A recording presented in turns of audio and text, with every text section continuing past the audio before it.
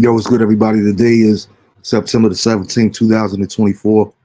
Most gracious and Heavenly Father, we thank you, God, for allowing us to see another day. Thank you, God, for just your goodness, your mercy, and your grace, oh God. We ask you, God, that you will bless our conversation as we partaking on this evening. In Jesus' precious name we pray, amen. Yo, what's good, everybody? Um, yeah. So you guys come on in. Let me know what you're streaming from, what you're watching on, whether you're watching on the Facebook channel. Let me get that pulled up too, in case I get some comments that I can't see. Either whether you're watching on the YouTube channel or the Facebook channel, please let me know which platform you guys are watching on, and it'd be gladly appreciated. Let me see, where is this? Here we go. Got that pulled up. I want to say happy born day to everybody that celebrated this previous week.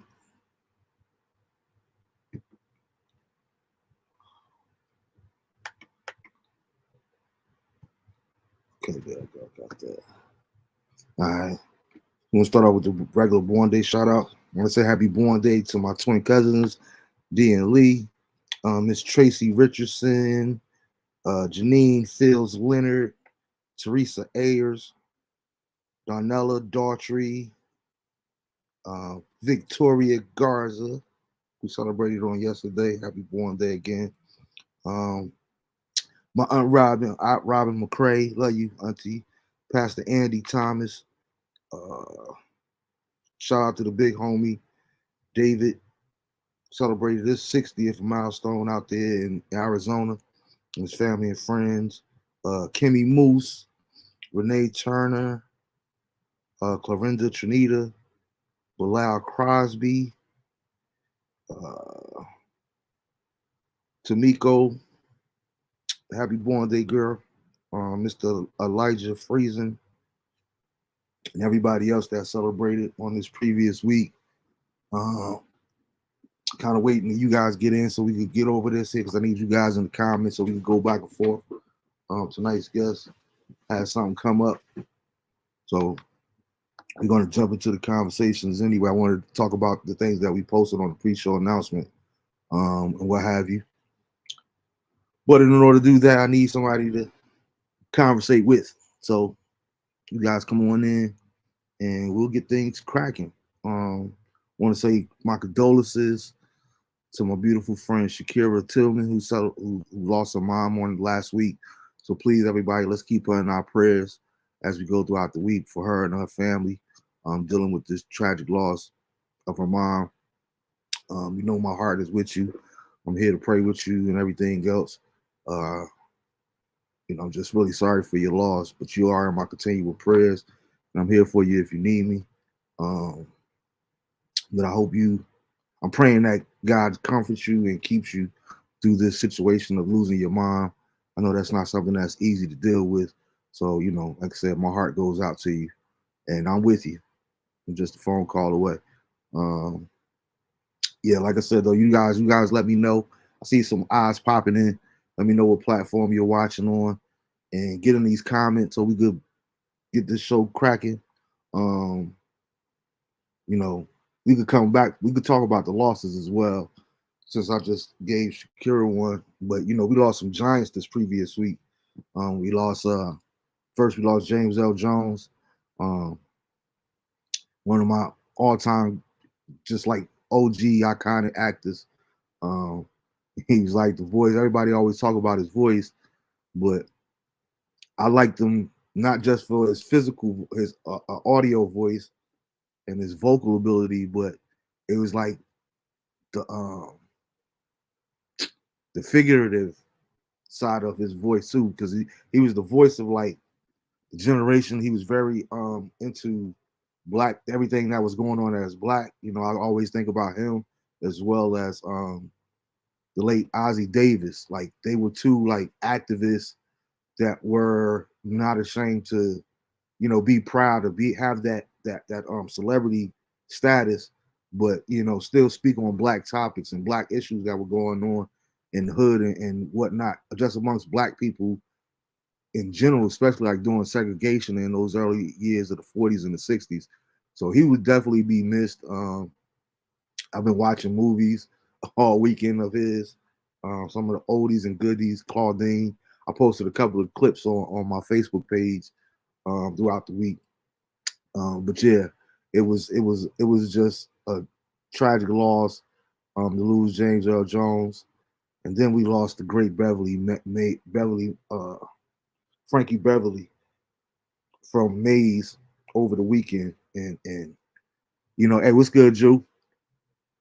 Frankie Beverly, man, listen, his music is so timeless. I think I don't want to just say it because he's passed away, but he's definitely one of those ones that we don't talk about enough in the music community. Because I don't care where you're from in the country, whether you're from the South, whether you're from up north, whether you're out west, Frankie Beverly music has played a big part in all of our lives. He's been the highlight of every cookout since the beginning of time, since he released those songs. We Are One and You Make Me Happy, Golden Days. Like he had mad classic hits and what have you. So condolences to his family and everything. I've seen some good footage. They actually did a second line down in New Orleans over the weekend that was phenomenal. I mean, thousands of people out there just celebrating his life and his music and what have you. Then I seen another big one in Philadelphia. Um, so in honor of him, I pray that we never have to listen to the Beyonce version of "You Make Me Happy" again. I've never been a fan of that version of his song with a remake. I like to stick to the strictly Frankie Beverly and me. So let's keep that in rotation, not the Beyonce version. um, then we lost Tito, the famous Jackson 5. We lost Tito on last night. Well, yesterday was Sunday. And I was reading more. I was trying to get more do more due diligence, and I was reading an article because they hadn't released the cause of death, but they say he had a heart attack. Um, the Sun has released a statement saying that he had a heart attack while he was driving. He was driving back from New Mexico to Oklahoma, I believe it was. But he had a car accident. He actually had a heart attack while he was behind the wheel. Um, so to all the fans and everybody else, like I said, we all know Jackson 5 fans, and Tito was like the cool hood. Tito was the one that we thought would be out there on the Ave or on the block out of all the members, even when they were celebrities. It seemed like Tito, he might have went to the celebrity type stuff there, but he seemed like he was one of those real ones too, trying to see what was out there in the streets. You know what I mean? So yeah, we kind of want to get condolences to those families and the fans as well. Um, we wanted to talk about Tyreek. I see Jew on here. We could talk about his little jellyfish, his team, because I know he got all the hate for the Giants and everybody else. So we could talk about his little fish too. But it was a real situation though. For those that didn't see it, because we didn't do the show last week. Oh, before we get into that too, I want to thank everybody who tuned in 2 weeks ago on the suicide prevention show, suicide awareness, because it is when I actually booked that show and I booked Miss Dina Butler to be on that show with me. I had no idea really that it was September was the month for suicide prevention awareness. So I want to thank her for taking out the time to share her story with us as well. But I also want to take the time out to thank you all for viewing. That first week, we had over 250 views or close to 250 views just on the YouTube channel alone, and we've never done those kind of numbers before. So I really want to thank each and every one of you for tuning in and being a part of that show. You too, as you as well. Everybody that was involved in the comments and stuff. And my phone was going off all week long from where people were actually commenting from not watching it live, but on the YouTube channel at a later time, and they were adding their comments and things of that nature there, and actually reaching out. So I thank each and every one of you that did reach out, or you found confidence enough for me to pray with you, or whatever the case may be. But it was a very powerful show, and I want to thank you guys because we couldn't do it without you all. Hey, what's good too? It was very powerful, and I kind of want to keep that message going. And like I said, anybody that's out there that's dealing with mental issues or contemplating suicide, you just hit rock bottom. uh Seek help. Seek help from anybody. Call anybody. Like I said, I'm always available, whether you hit me up on my messenger, whether you have my number, whatever the case may be. You could always contact me, and I'm here for you, talk to you no matter what time it is. You know what I mean? But there's always a better way. That's not the route that you want to go. And if you are in need of help and you don't want to talk to anybody that you know, whatever, please feel free to call 988. The same way you call 911 for police, whatever. They have this line set up where you could dial 988 and you'll talk to somebody live that could help you, talk with you while you're going through whatever it is that you're going through. But let's make that popular right now, especially with all this election going on. We talking about the Democrats and Harris this and Trump this and that there. That don't really matter at the end of the day when people out here commit suicide. And even when I was looking at the numbers pertaining to suicide, it was like it's crazy and it's really saddening and disheartening how many of the youth are actually committing suicide these days. A lot of times, but back in the day, it was a lot of adults and people going through financially, what have you, that were actually contemplating suicide. But now we got a lot of youth, whether it be bullying in school, whether it be the home situation, whatever the case may be. But we're losing a lot of youth to suicide these days, and I find that very sad. But again, please call 988. Will 988 work out? The USA too? I'm not sure, Drew. I'm not sure. I will check on that and I'll get back to you on that. That's a good question. I'm gonna do some due diligence and I hit you behind the scenes on that. But yeah, because that's the thing. Like I read that they just started this.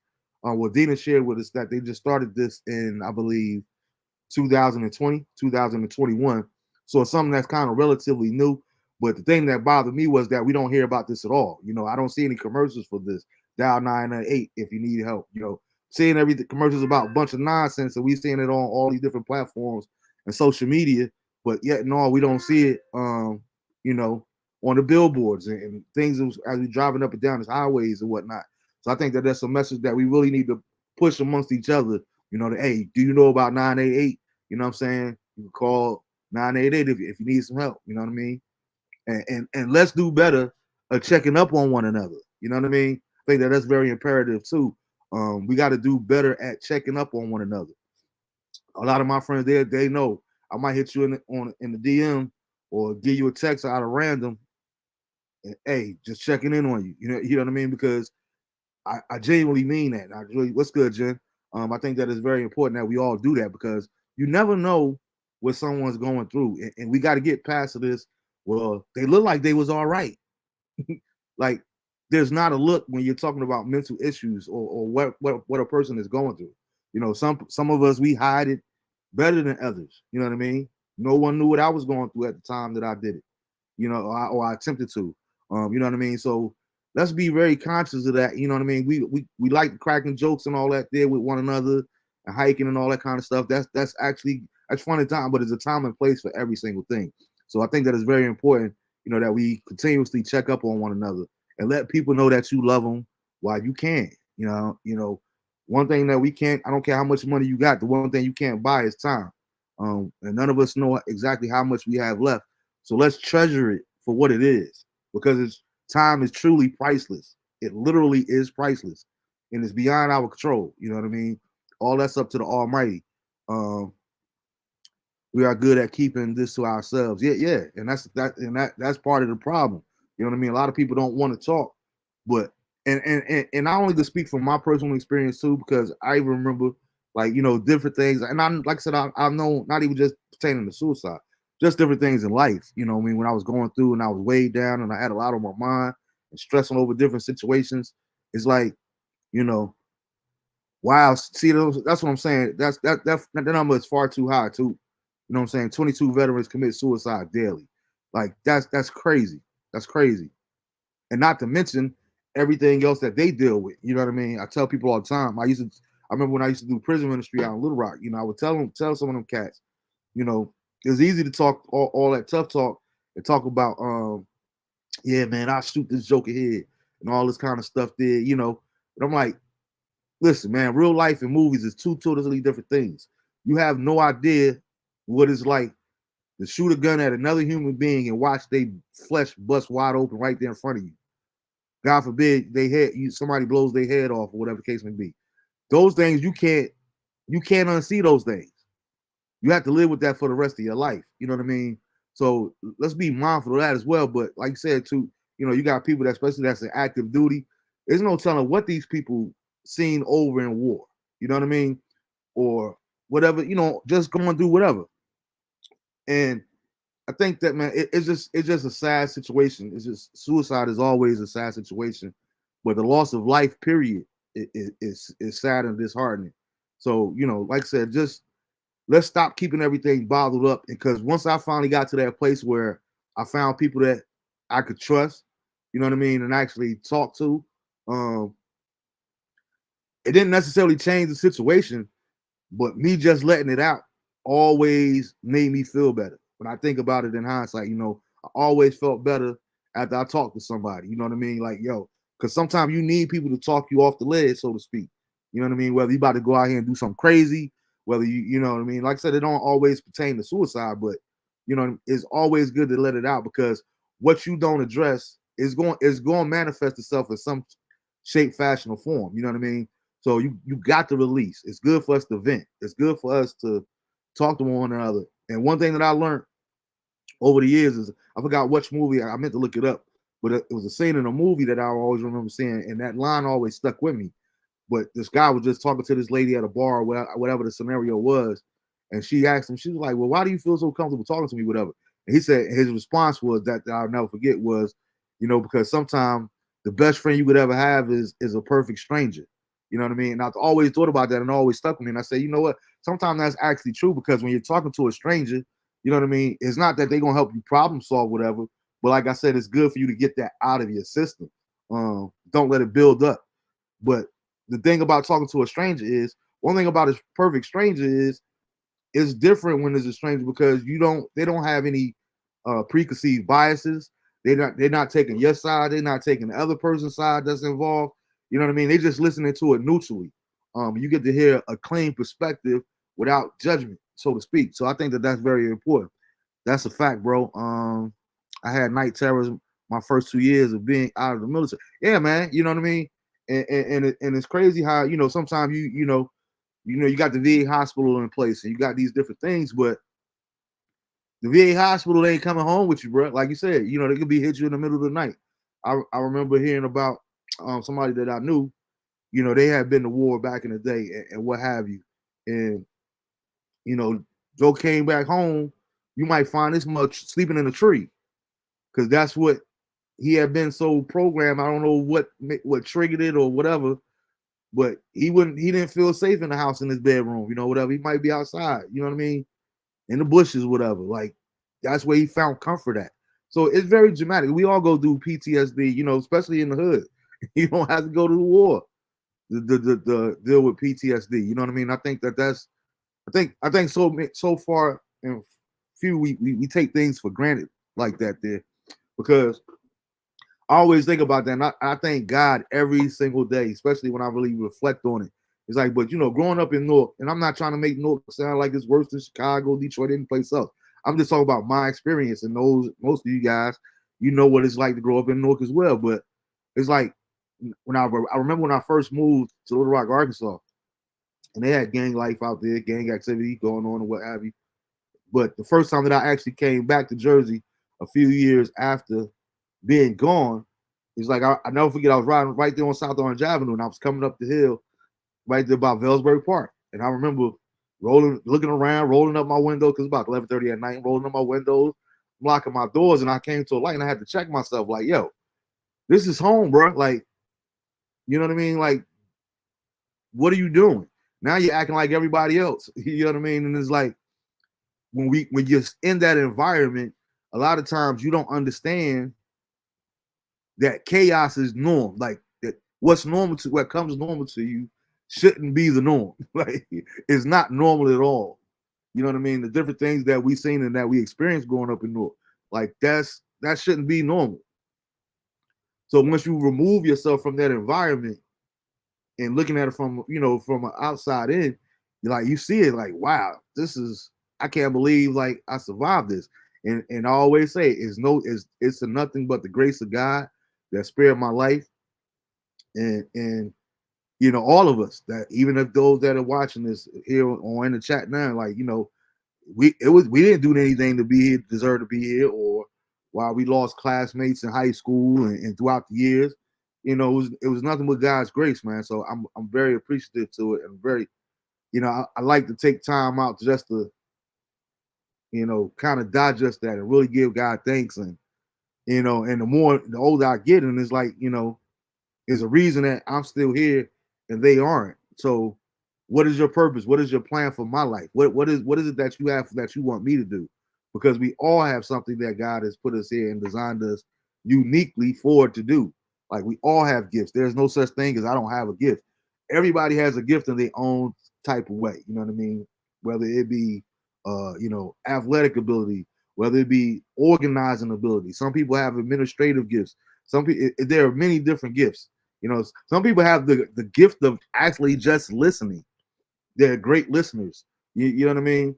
So we all got to give. So I always try to tell people, think about a job. Think about your job. Well, like you said, when you go to the military, to like your first day, you have no idea what to do until they tell you, to a supervisor or your commanding officer in a military scenario comes and tell you, okay, this is what your duties are. This is what your responsibilities are. You know what I mean? This is where you're gonna.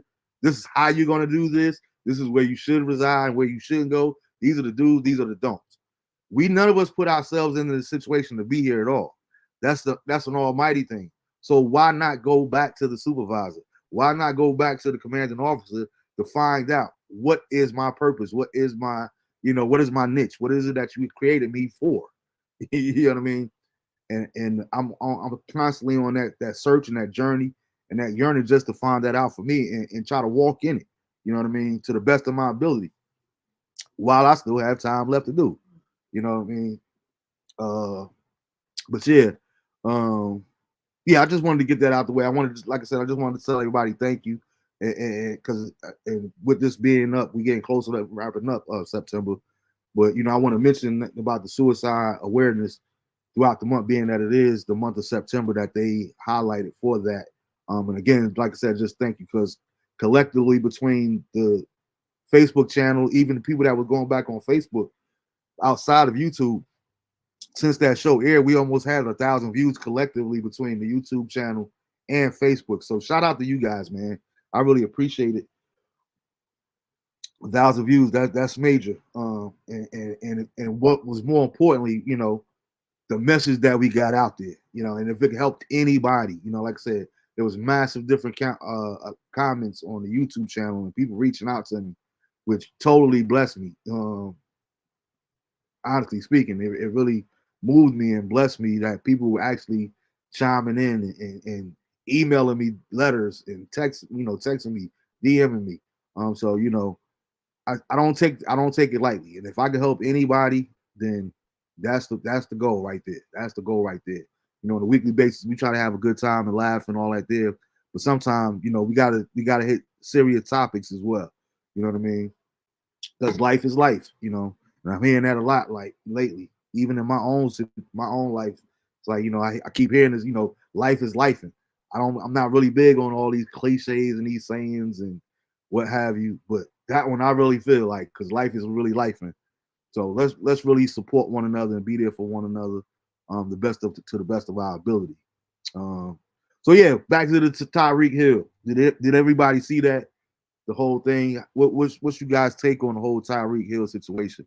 And more or less for me, we I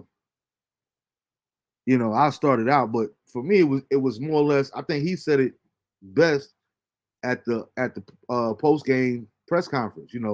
What if I wasn't Tyreek Hill? That's the scary part to me. You know what I mean? Could he have been? I'm not even going to get into that whole argument, because everybody always has different perspectives on that there too. You know, some people are more I can't think of the word that I'm looking for, but you know, I just hate when people always have that mentality. Not that I hate, but it just bothers me sometimes when people main thing, the first thing they say is, well, you know, you just all you got to do is comply. All you got to do is comply. Well, we've seen people that complied and they still lost their lives. You know what I mean? It's easier said than done. You know what I mean? It's always easy to say, like, we watch games on Sundays.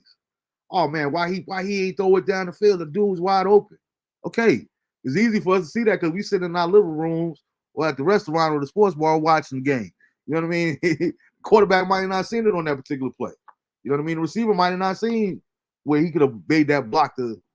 You see what I'm saying? So it's always easy to be Monday morning quarterbacks and talk about what you would do and what you wouldn't do. And you know, you hear like I was talking about James Earl Jones earlier.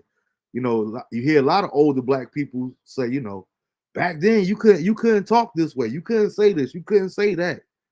But yet and all, we had like James Earl Jones, we had uh Ozzie Davis, we had Fred Hamptons. You know what I mean? Quite sure people told Fred that he couldn't say the things that he was saying either. You know, we had the Mega Evers. So it's not about being defiant all the time, but sometimes, you know, like, yo, what you pulling me over for? Ain't no okay, yes, master, and all that did. Like, and then, like I said, with the officer in that situation, his whole disposition was crazy and whack to me anyway. You know what I mean? So I really hope he loses his job because he took it too far. Now, could Tyreek had a? I don't even know the protocol. Everybody keeps saying, you know, once your window. I've heard this rather. I'm not saying everybody's saying it, but people are saying, you know, once they stop you and you roll your window down, you're not supposed to roll your window back up. Now, I've been pulled over several times. Anytime they ask pull me over, I roll my window down. If it's freezing outside, I'm rolling my window back up. Even if it's not freezing outside, 9 times out of 10, I roll my. I've never seen that rule, or I don't remember learning that in driver's ed where you're not supposed to roll your window up when um once they pull you over, whatever case may be. Um, but then the other thing that I found problematic too was the reasoning, and I want to get into that when we get to Shannon Sharp. But you know, they talking about he was speeding. First of all, it was week 1 of the NFL season. This month they say he was a block away from the stadium. Now you tell me what city in the United States of America that has a football stadium where anybody that's ever been to an NFL game or a big major game like that there, whether it be college football or anything at a concert at one of these arenas. If you're a block away, how in the world can you get a speeding ticket? With all it now, mind you, like I said, this is week 1. This is week 1 of the NFL season. That many of us have been waiting. I don't know how long to get here. You know how many people be out there tailgating and carrying on, what have you? I don't even see how you could even. You got to come up with something better than that. You know, stick to the seatbelt. You know, we stopped them for not having a seatbelt on or whatever the case may be. And then you talk about the tents. Well, if the tents were illegal, that's justifiable. But if the tents were that dark, right? How did you even see that inside that he didn't have a seatbelt on? You know what I mean? It's just so many questions. Um, and the thing that bothered me the most about it was when the teammate came and tell the dude to get back in your car. You can't stop there. You in the middle of traffic. Like, no, he wasn't. He had done pulled over. But get back in your car. Matter of fact, give me your license. You getting arrested too. You getting arrested too. Then put another teammate in handcuffs, what have it, because they tell him he can't. He's interrupting, or I forgot what they call it. Not corruption. Obstruction of justice.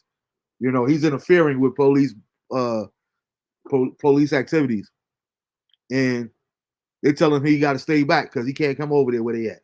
But Drew Rosenhaus, the agent, looks to be white.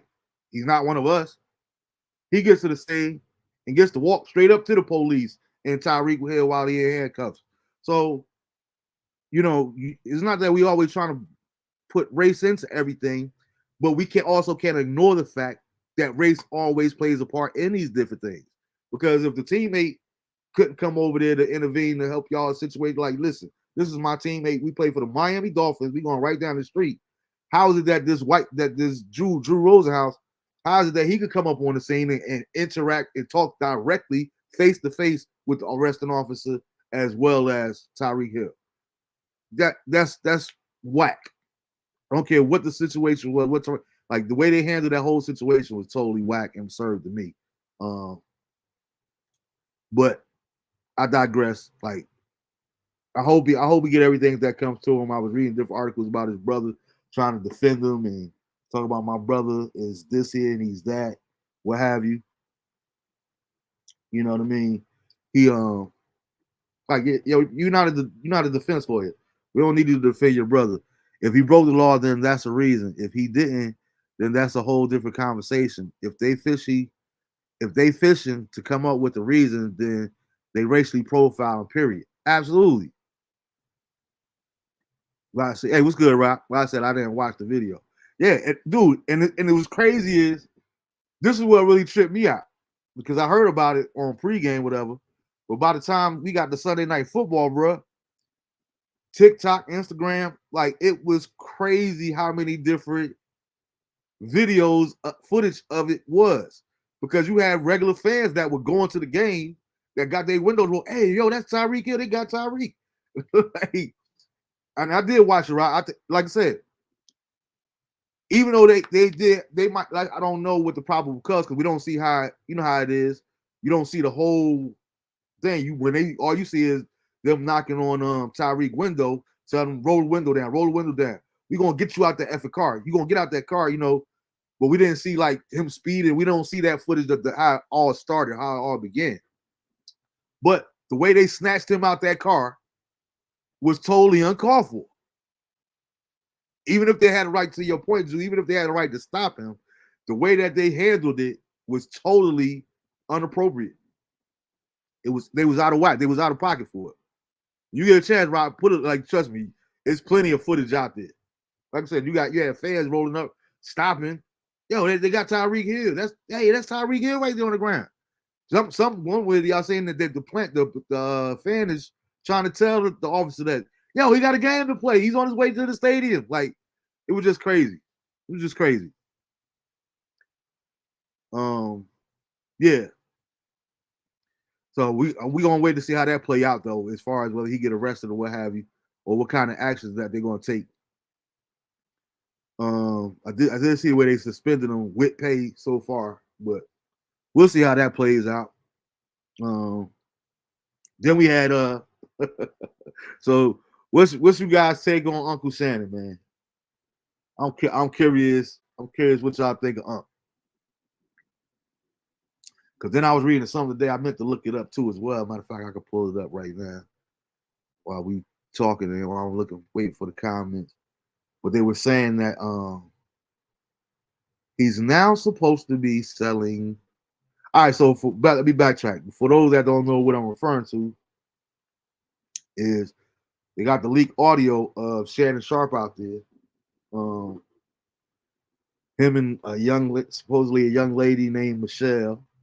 The audio got leaked. He said that he went on Instagram Live by accident, and he came out and apologized. Said that he was sorry. That was not like so far out his character. Then he said that his Instagram account had got hacked, or whatever the case may be.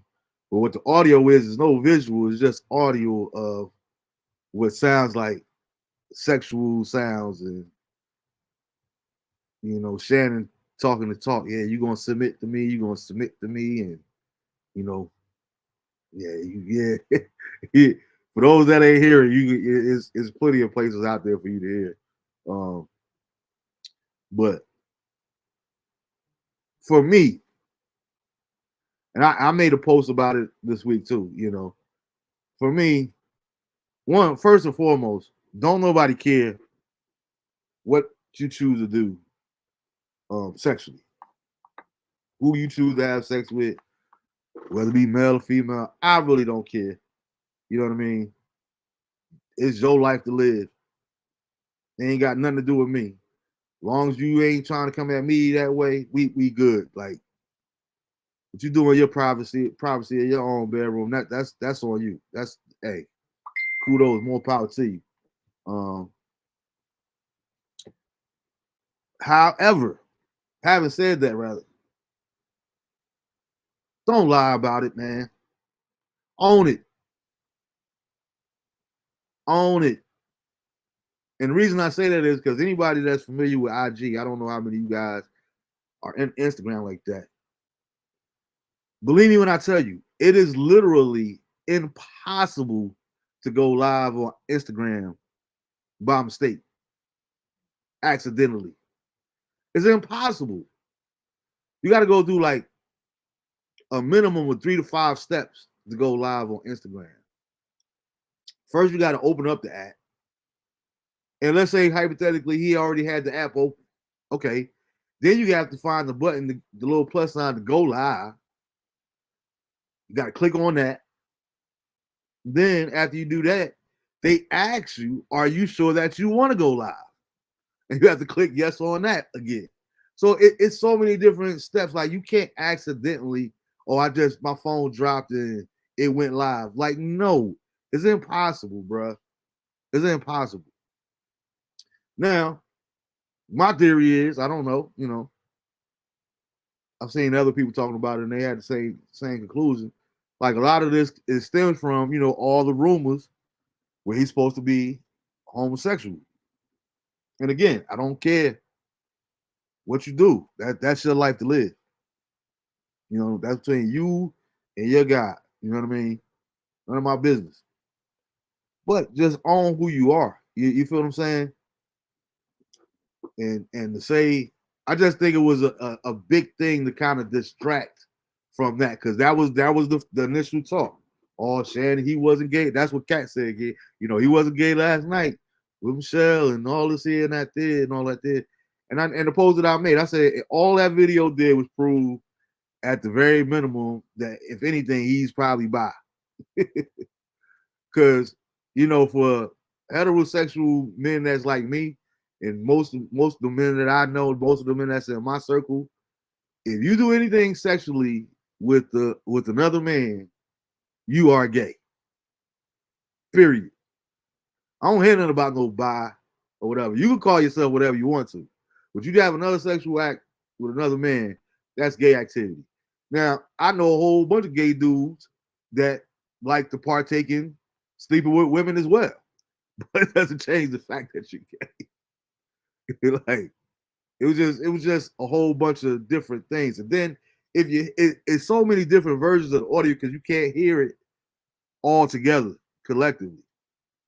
So one part, it definitely sounds like a woman, and he says the name in the video, Michelle. One of them sound like a woman, but the other thing is, I heard another one, and I've known women with deep voices. I've always been attracted to women with deep voices, especially singing women. That's one of my weaknesses. But that yes sir that I heard, that was definitely a man yes sir. Now, again, it's all audio, it's no visual, but it's crazy. You said one thing, it don't sound like no woman for real. My opinion, I think it's some sugar in the tank. If that's what you like, okay. Don't make it seem like you ain't there and you there. The story go on and bust out. Why would Cat call and tell him you ain't gay today? Cat call and tell him I'm not gay today. I'm not having no man so close to me ever where I'm going at that man's sweater than the top on sour side. So we on the same page, Drew. That's my whole thing. That's my whole thing. Like, come on, bro. And just think about the day and age that we're living in now. Nobody, like I said, nobody's really gonna be tripping on if you gay or not. You're not in the league anymore. I can see if you were in the league, still playing football, I get it. You might not want to come out while you playing, especially particularly in the NFL. That might be problematic. You being in the locker room, especially as you know how us guys is. When it comes to stuff like that, there you in there naked, you taking showers and all that there. And that's one thing I never partook in, period. Even playing at Westside, I have never in my life taken a team shower. I'm going home dirty. I shower when I get to the crib. I ain't because I ain't trying to be in there seeing everybody. Look, we ain't doing all of that. I can stay dirty till I get to the crib. You know what I mean? Like my shower when I get home will be nice and suffice enough for me. But yeah, like you said, Drew. You know, me personally, I think he is too. Like from the he put it like this. I know gay people, right? And it ain't always mannerism. And I thought about this earlier. You know, for all of us that goes back to the Wire.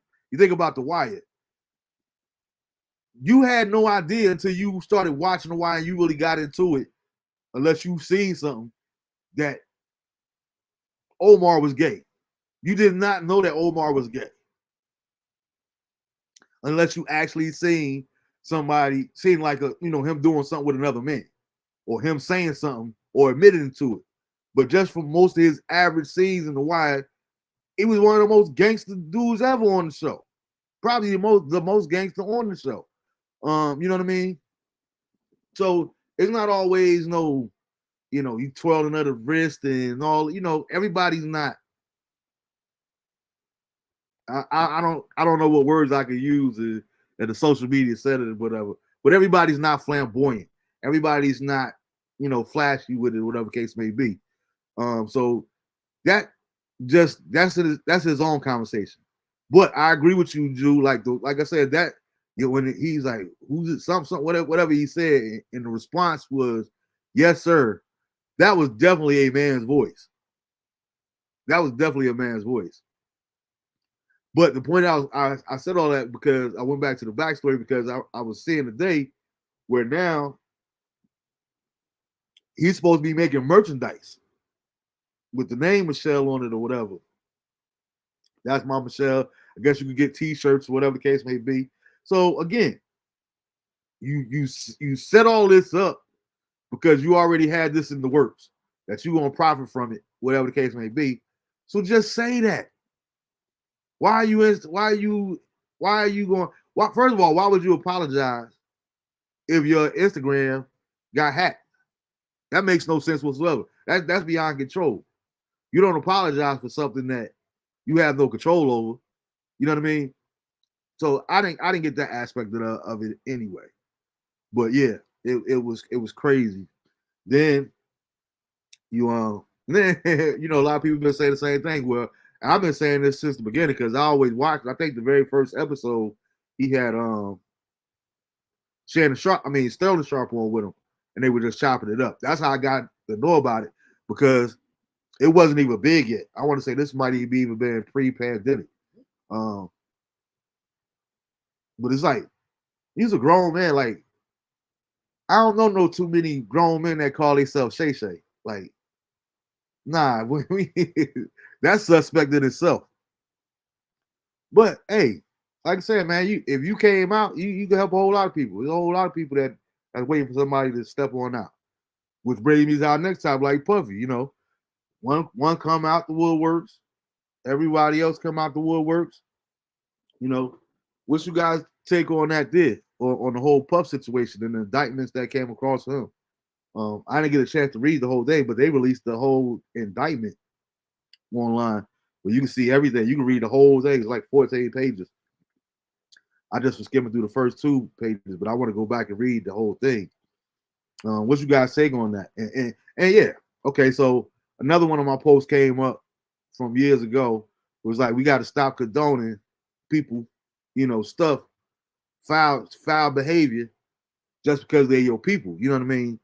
And I meant what I said when I posted that, like, because we really got to do. So I had seen another post earlier today, actually when I was preparing for this, saying, it's just sad how we as black people, we rejoice in the demise of somebody else and all that kind of stuff there, whatever the case may be. Everybody's entitled to feel however they want to feel. Coach Trips used to say it best, everybody, opinions are like, a-holes. Everybody got one. You know what I mean? So you definitely entitled to feel however you feel. But it's not about taking pride in the demise of another black person or successful person, whatever case may be. But if you're guilty, you're guilty. Like Julian said earlier, like if you're guilty, you're guilty. I don't hear nothing about tearing no black man down. Why would I want to preserve somebody that's guilty of some horrendous things? By now, most of us have seen the footage from the hotel. That was egregious behavior, bro. You supposed to be in jail. I don't feel bad for Puff, not one single bit. And anybody that's in my circle knows, I'm talking about if you go back to the 90s, I've always had questions about Puff.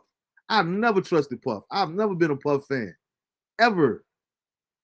And he solidified for me personally when he let Sean go to jail for him. And you know, we ain't got to relive all of that there.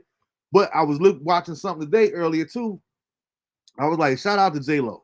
Because I do remember during that time, I thought that day, and if I'm not mistaken, they were like that. They was like a cute couple together to me personally, especially from, you know, the PR perspective. And, you know, they look like they worked good together. They look like they really felt each other. They didn't feel like it was staged.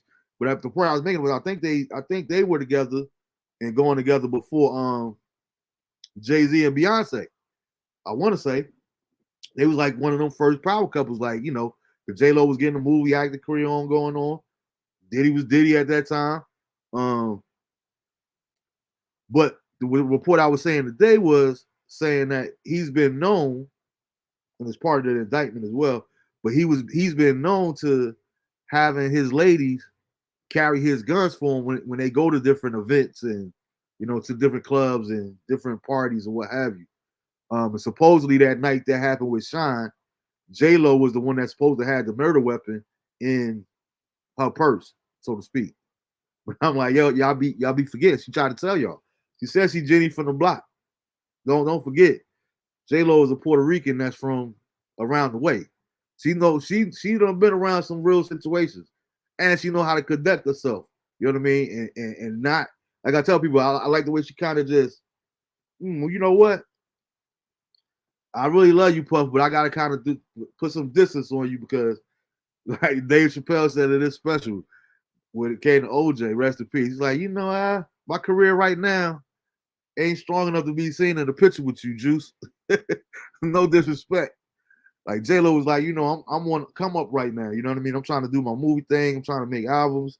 Like, this ain't a good look. So what's she do? She go over there get with Mark Anthony, somebody totally opposite of Puffy. Didn't look as good together. They didn't look like they vibed as much as well. But yeah, it was like just crazy to me that then she went on to Ben Affleck. She just kept trying to remove herself away from the Jenny from the block image. And, you know, a lot of that stuff come when you're dealing with Hollywood or whatnot. It's all about the image you portray, not the life that you're living, which is problematic to me too. And I kind of wanted to get into because, you know, why don't we hear about this stuff more often? Whether you're talking about trafficking, whether it's sex trafficking, whether it's human trafficking, because that's a real thing. You don't really see that on the news like that going crazy, even though it happens in this country every single day. You know why? It's because it's the powers that be, the ones that are in control, the ones with the money, the ones with the wealth. They're the ones that's partaking in all of this here. I don't believe that that's just going on in the movies where you got multi-million dollar, $500 million, a billionaire in the bank, but you feel like you could go over there and just buy a child, like you could buy a kid from Russia, you could buy, you know, like it's crazy. You said Puff been fruity ever since he got Wendy Williams sent to Philly. So how many lives he messed up by telling people what they have to do to get somewhere? Do your time like the average small man would have to. He got too much on a lot of people though. I won't be surprised if they don't try to kill him. And that was a whole big thing. Why?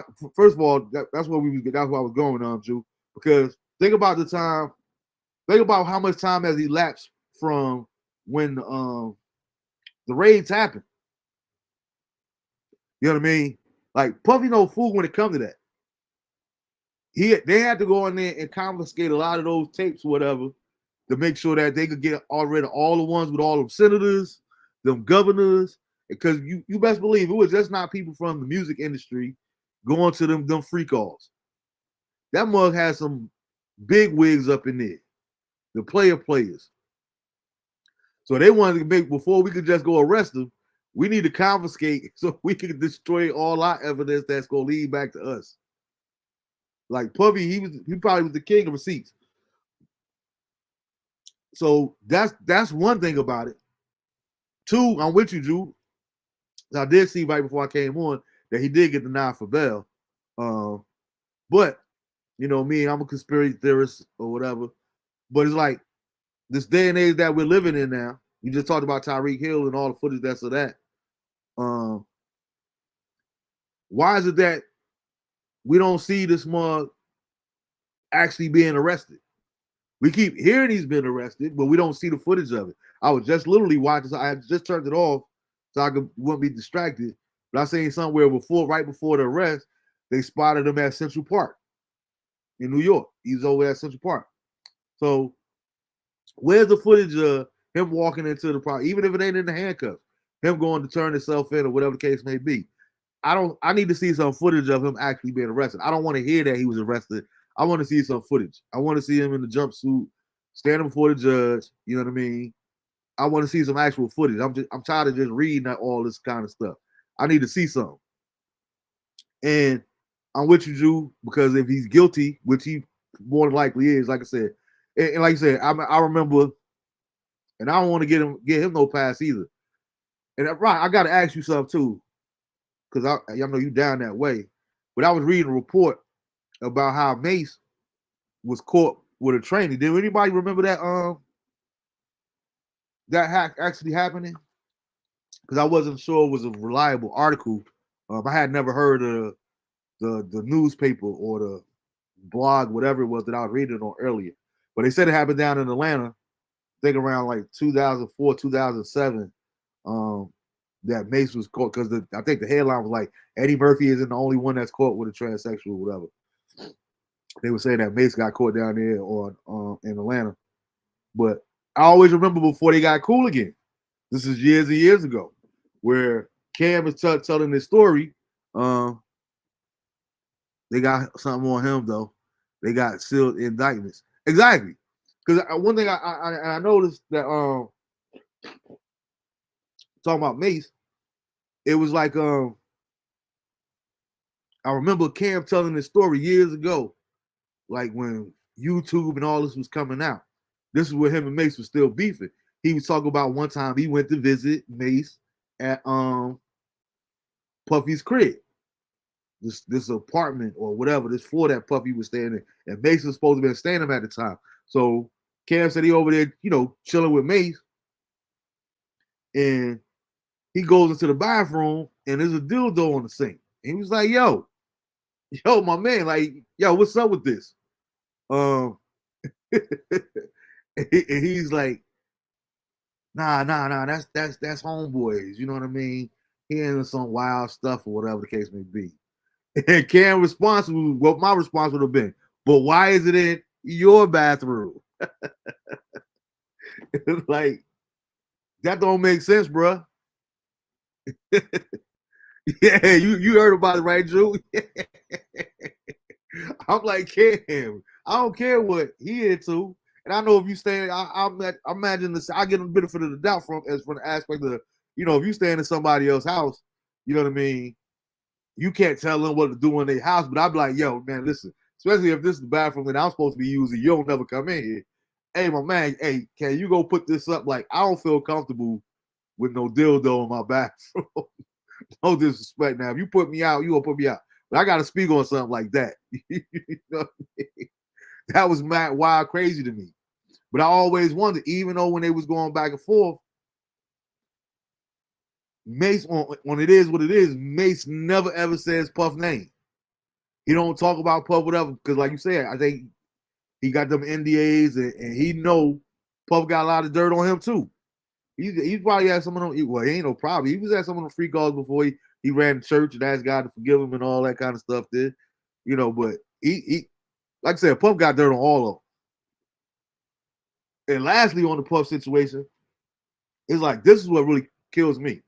And I'm not saying people should get away with murder, whatever the case may be, but it's 2 points. One, like Big Gene, is the security dude said, this stuff been going on for years, from the beginning. From the beginning. Why is it 30 years later before y'all finally arresting this dude? Same thing with the R. Kelly situation. Like y'all knew what was going on. Now, this the only difference with the difference between R. Kelly and Puff is Puff ain't gonna be the only one that go to jail over this, because this is they charging him with a RICO, saying that he uses business as an enterprise to do all that there. So Puff ain't going down by itself. It's gonna be some other people that go to jail behind this as well. But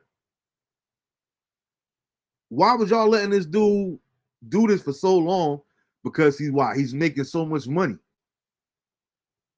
He's making so much money. Y'all knew this was going on. Y'all knew he was out here victimizing people and stuff. That's the first point I wanted to make. But two, I hope he die in jail, because I'm not condoning it whatsoever. Let me just put that disclaimer out there. But dude, did you not learn nothing? Are you that arrogant? Are you that freaking stupid? When last time y'all seen Russell Simmons?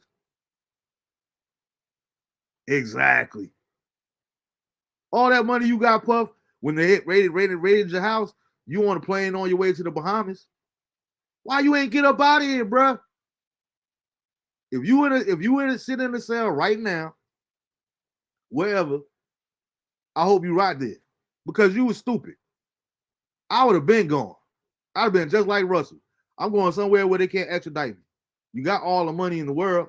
Like, man, listen. So you got to either be stupid or that arrogant to think that you could just get away with something like that there. But I don't understand it. And Russell ain't coming back over here. You ain't see Russell at nothing for the 50th year celebration for hip hop, because he ain't stupid. He gonna stay over there. Ross said, yeah, this Puff stuff is wild. I've been around him so many times, worked with him, worked with his son Justin, took some artists to them parties. Shit, I even stayed the night in his mansion a few times, going back to 2000. That industry is wild. Yeah, hey, listen, man. Better be careful, man. They gonna mess around and subpoena you, call you in to testify. What did you see going on at them parties? Yeah, man, it's part of it. You know what I mean? And like I said, I'm not even saying this is no Monday morning quarterback. I've never been surprised at anything I heard pertaining to Puffy, and that was back in the 90s. Because I've always said it. This was way before KVD and all that did. I wouldn't be surprised if one day we find out Puff had something to do with Big's murder, because it just so happens, coincidentally, that when Big and Jay at that time was talking about linking up, creating their own label, shortly after that, he's up out of here. I try to tell people, just think about the timeline and think about the history back then. If Big leaves Bad Boy, Puffy never becomes Puffy. Period. Biggie was Bad Boy. He had Craig Mack, and Craig was doing all right, but Craig wasn't doing the numbers that Big was doing. No artist on Bad Boy was creating that buzz like Big was doing. Because you got to remember, people talking about, well, he had Mary too. Initially, no, he did not. Mary was signed to Uptown.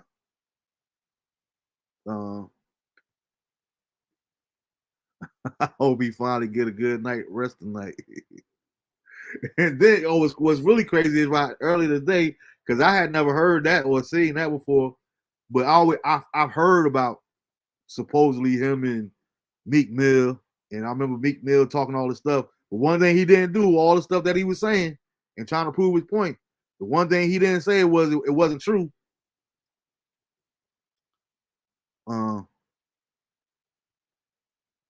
Yeah, they all do. And like I said, Rock can't tell no inside stuff. You know what I mean?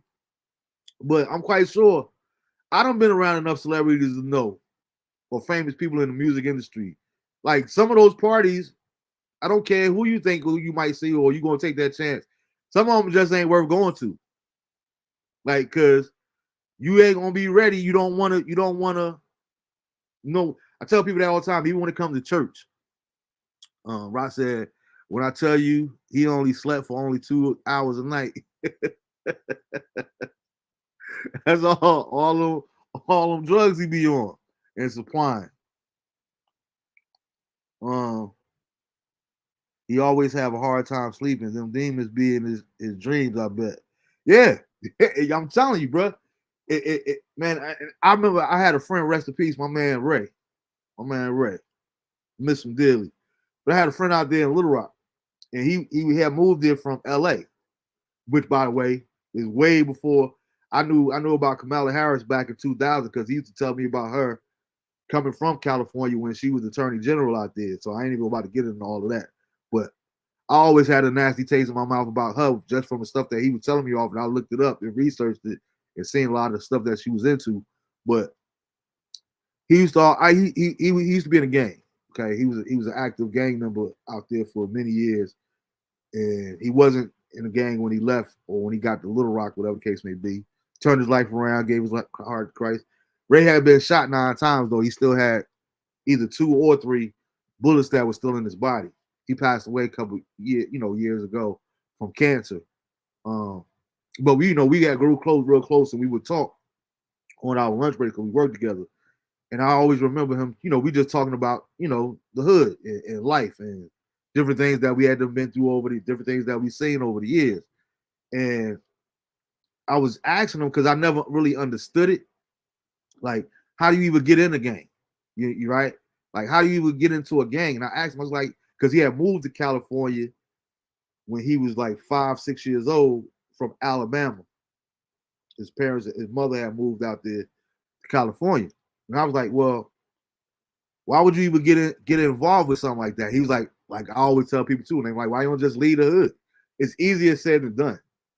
It's really easier said than done for most people, for a lot of people, right? I won't say everybody, but for a lot of people, it's easier said than done. He was like, yo, imagine you in 5th grade and you coming home and they like, yo, you got a week. You got to choose a set. Or you about to get that work. A week go by, they jump you. You still ain't choosing. 3 or 4 days go by, they jumping you every single day. Okay, you still ain't gonna choose no set. All right. Don't you and your mom and your sisters live at such and such? You don't choose. By next week, we coming for your sisters.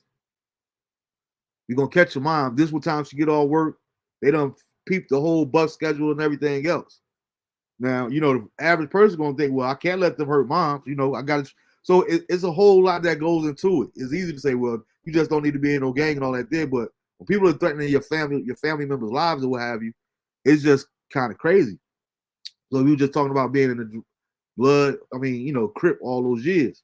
He's a Crip. And I asked him, I said, man, I said, all the stuff that you done, like, how do you even, like Tu was talking about earlier, how do you process that? And the reason I was asking him that, I forgot I left that part out, because in his whole entire life, in terms of time that he passed, Ray said he never had a drink, never smoked never took any drugs, didn't smoke, didn't drink, no nothing, no cigarettes, no nothing. I'm like, man, all the stuff that that we hear about gang activity and what goes on, and especially out there in LA and Compton and that area it is. Like, how do you sleep at night? To your point, right? It's like, yo, man, you can't unsee it. And that's why a lot of gang members, they drink so much and they smoke so much, because you're trying to forget. You're trying to forget what it is that you're seeing. But that's my hat used to go off to him, because like, I can't even imagine you having to endure, and like you said, the nightmares that you have, and just the memories that you have when you never drunk or smoke. I mean, you're doing everything sober, and so it's gonna be a part of your memory. It's ingrained in you. Like, I just don't get it, man. But yeah, Puff, he's an idiot. He's a straight idiot. Because like I said, he should have took a page out of Russell book and got up out of here, where they can't extradite him. So I don't feel bad for him whatsoever. And the other point that I was making, while we got to start, if you, like I said, if you're guilty, you're guilty. Period. You know what I mean? And it's like Dave used to say, Dave always joking about stuff, but he said, "Come on, man, I don't believe that Bill Cosby raped all those people." But if you got 56 people claiming it, everybody's not lying. And you got all these people steady coming out the woodworks with these new allegations against Puff and everything like that there. Now, having said that, and like I said, we're going to get out of here soon. But Jew, right, Jennifer, if you out here, you can comment on it too. I really want to let a woman's perspective. But this has always been problematic to me. And like I said, there's no right, there's no wrong. I'm not judging anybody. But you hear people say like, well, I had to. What's the dude named Rod Wave or whatever? He made me do this and he made me do that. Like, I don't understand that. My brain and the way that I'm built, I can't process somebody making me do anything. You know what I mean? And the reason I say that is because, I hear you won't even have to go to the celebrity status. You hear about sexual harassment in workplaces, what have you. Well, what was I supposed to do? He told me if I ain't sleep with him, I was gonna lose my job. Or if I ain't do this for her, I was gonna lose my job. Okay. What do you mean? What was you supposed to do? You were supposed to either one, report him, or two, go find you another job. I don't understand that. Well, yeah, I hear what you're saying, Marv, but I got kids to feed. I got to keep a roof over my head and all that. There, okay, but if it's going to compromise your integrity, if it's going to compromise your principle, we got to find another way. We got to find another job. I never understood that. I don't know. I don't understand. Well, what was I supposed to do?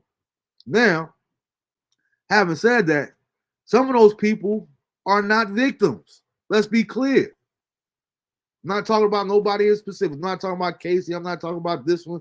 I'm not talking about that one. All I'm saying is everybody in the situation, even if they're not a part of this indictment, everybody is not a victim. Some people went up in them offices, went to some of them parties that we talking about, right? And said, look, if this is what I got to do to get on, then so be it.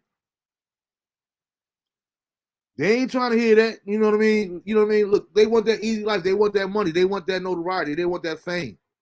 And if all I got to do is sleep my way, that's why they got that saying, I slept my way to the top.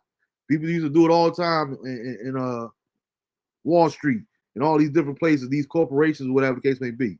Oh yeah, she just slept her way to the top. He just slept his way to the top. He's sleeping with the owner, whatever. Like, so those people, when that's your take, that's not a victim. You're not a victim. So don't play a victim in hindsight. You know what I mean? I don't understand that part of it either. Uh, they would do nothing like you said. They so stuck on money that part took in his madness. For food, for the love of money, I'm done. Yeah, that's what I'm saying. I don't get it because you can't make me do nothing. I don't care. And y'all that know me. I don't understand no scenario where you can make me do anything. Never have and never will. I stand on my principles. I stand on what I stand on. But you ain't gonna make me do nothing. Um, what else? Start giving people passes. Yeah. We talked about that. We talked about that. We talked about that.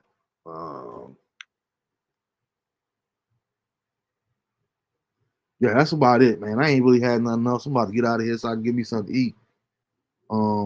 Check up on this. I don't even know why I took it like. Well, I do know why. I take that back now that I think about it.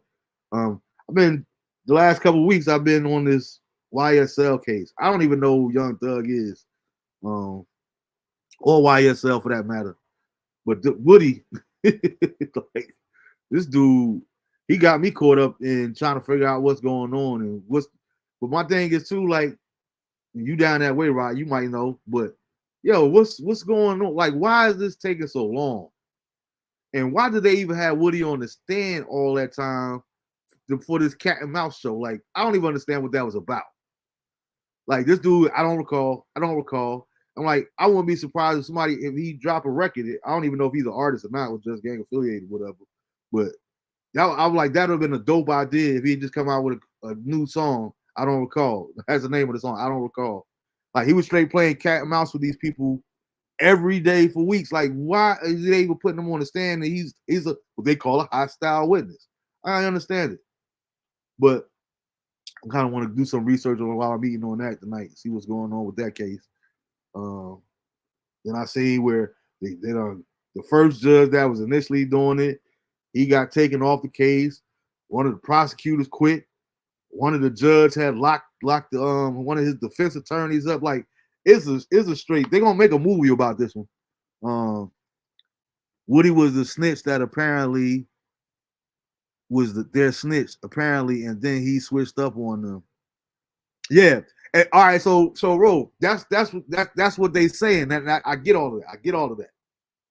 But me personally, just watching the different testimonies, and I've seen hours of it by now of Woody on the stand. I don't know. Would you say Drew Duggar looked like he going to beat the case? Yeah, because he already took a deal, right? Oh no, Young Thug is the one that's still on trial. The other Gunner is the one that they let it go, whatever. Now back to what you're saying, Drew. I mean, Rome. They saying that he is a snitch, and that's what everybody's saying. But when you watch this thing, is it really snitching though? Because what he's saying is, yeah, he could be just saying it because, like you say, he ain't trying to get that smoke. But I've also seen stuff from him outside the court where he really one of them ones. He really one of them ones. He know where somebody's buried at. Like you ain't gonna just play with him like that. So I believe that a lot of it is a stage act, and he might have just showed us the blueprint on how to handle this. He's like y'all keep telling me because at one time the prosecutor asked him one question, and he looked right at the judge and said, "No matter what I say, they can't indict me, right?" And she's like, "Yes, sir. I don't have to worry about no charges, right?" She said, "Yes, sir." He's like, I'm sick and tired of this. I've been telling y'all people all this time that everything I said back then, I lied. Now I'm here to tell the truth. You know what I mean? Hey, what's good, TJ? He's like, now I'm here to tell the truth. He's like, I'm telling you everything back then I lied about. He said, the reason that I was kept saying Thug did it because I know Thug didn't do it. So y'all can't lock him up for something that he didn't do. Like, and he could, like I said, he don't get me wrong, he could be switching up his stories, but I think it's kind of masterful in a low key type of way, especially the way he frustrating the prosecutors and everything else. Now YSL Woody is on Thug's side. Woody know what he's doing. That's what I'm saying, Drew. I believe he's showing us a blueprint, or just because even when it was funny last week, right before they got on the stand, the prosecutor asked him, she said, Mr. Copeland, did Doug have a problem with, rest in peace, the one that just died? What's his name? Rich Homie Quan. He said, did Doug have a problem with Rich Homie Quan? And Woody looked right at Doug, young Thug, and said, hey Thug, did you have a problem with Rich Homie Quan? And all Thug could do was laugh. That's all he could do was laugh at it. Like the judge had to intervene, like, yo, you can't ask him a question. But it's like you keep asking me about stuff I don't know about. And then if I do know about it, I'm gonna tell you I don't recall because you asking me stuff about what I told somebody in 2015. So like I said, I think he playing the dumb rap role to perfection because he is not as stupid as he's leading us to believe. I think that might be the new blueprint on you know what I mean. That's just my take, but I'm with you, Drew. I think he's a mastermind behind key because I've seen him in other interviews outside the court and outside of and he talking straight regular. Like it ain't nothing like what we see on the stand. I've seen the both versions of him in different scenarios and different atmospheres. So he's definitely no dummy. He's definitely no dummy. But with that being said, man, like I said, I want to appreciate everybody. Again, call and check up on everybody, man, from time to time. Let's push and get this 988 out there. I'm gonna check on that for you, Jew, if it works outside of the United States. But yeah, 988 for those that wasn't on earlier. 988 is a I guess you can call it like a hotline. To where if you're dealing with suicidal thoughts or whatever the case may be, you can call and reach out to somebody. If you're going through, you can call 988 and then have somebody live there to be able to talk with you and help you out. So let's really get that out there, information out there. Look how Woody got it going on. They're going to be bigger than when he came home. Yeah, because I'm curious, and I'm quite sure I've heard one of his songs or something and didn't know it was him. But this right here is definitely like I said, is making me curious. I want to see what his music talking about a little bit now. And then I was liking that because they was playing some of his lyrics in the court a couple weeks ago. And judge, I guess the prosecutor was trying to make a point that he's talking about this here and that there, and he in there vibing to his own song, and him and his lawyer, the white lawyer, he's like, yeah, oh yeah, it's just so comical, man. It's so comical, but I'm getting out of here on that point right there.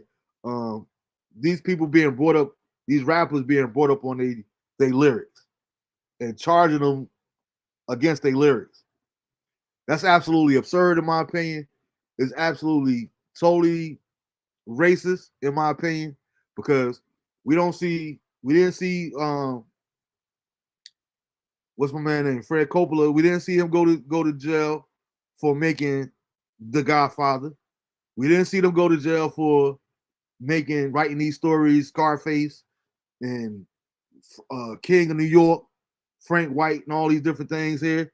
Like, so why is it that when it comes to our music and what we listen to, you gonna charge us with this here? You ain't charging none of these people here.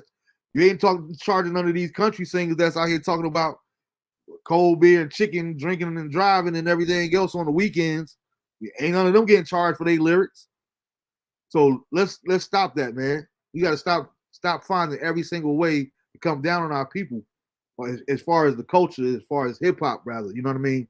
Like we got to stop that.